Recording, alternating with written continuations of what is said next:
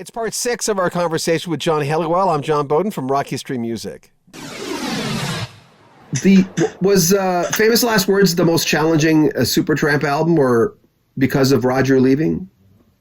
Wanting to leave? It was a little fraught. I enjoyed it. I'm the guy that gets on well with everybody, so I kind of enjoyed it. And I had to go up to. I used to live in Malibu, Topanga area in California, so we had to travel up to Nevada City, where Roger had his studio. We did a lot of recording there, and I used to really enjoy it there. I had like perfect days recording there, and this was my day. It was fabulous.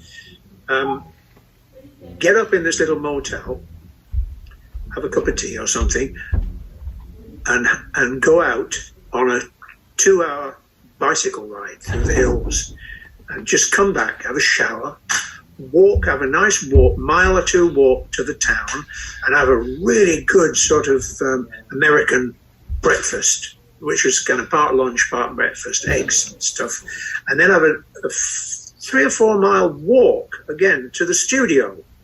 And I get there, and the guys had already started, and they'd say, "Oh, we don't need you for a little while." So then I'd have a Guinness and have a lie down and have a little sleep, and then kind of wake up mid-afternoon, and then just kind of look around the studio, and then perhaps someone would say, "Yeah, we should do your solo now, John." I said, "Just play a little bit, have a nice little play, and then time for dinner now, guys." Okay, so then we all went out for dinner.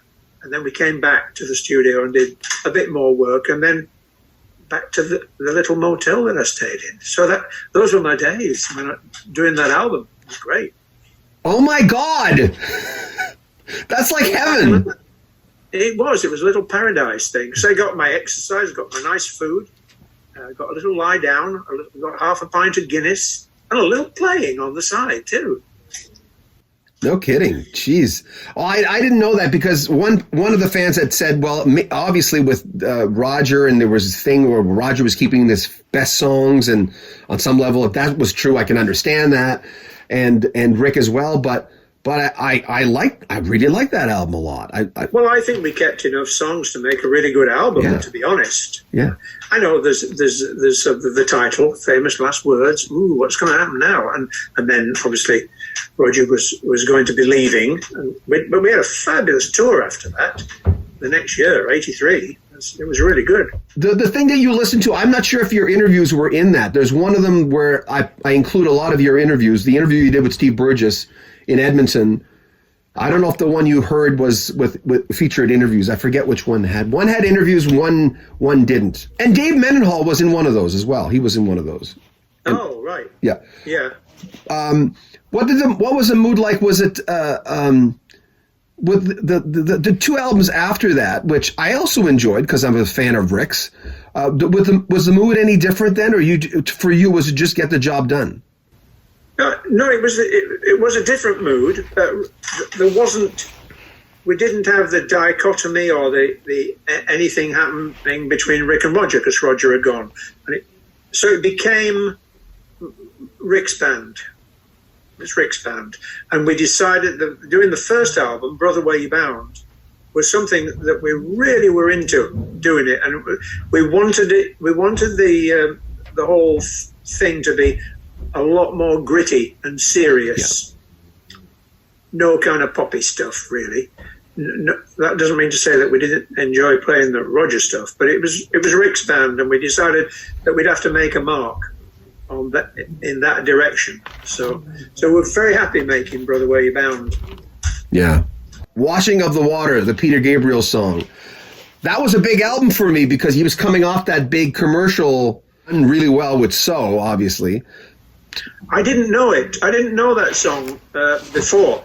I knew some of the tracks from So, and then I was just fiddling around with my iPlayer or so, Apple whatever, and listening to tracks and listening to Peter Gabriel, and it just came up. I thought, oh, now that's interesting, and we decided to do something a bit different with it and do some percussion with the string player. So they're all kind of hitting and clicking their instruments for the rhythm on it. Yeah. Because obviously with a string quartet and Hammond organ, there's not much rhythm going on. Yeah.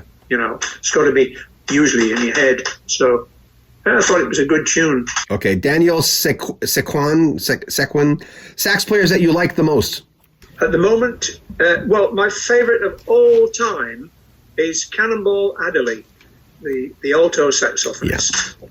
And top favourites of mine would have been Sonny Rollins and John Coltrane. Nowadays, Chris Potter and Michael Brecker. In more recent times, Michael's died, but those are some of my favourite saxophonists. Make sure you comment on our video, subscribe to our channel, and share our videos. I'm John Beaudin from Rock History Music.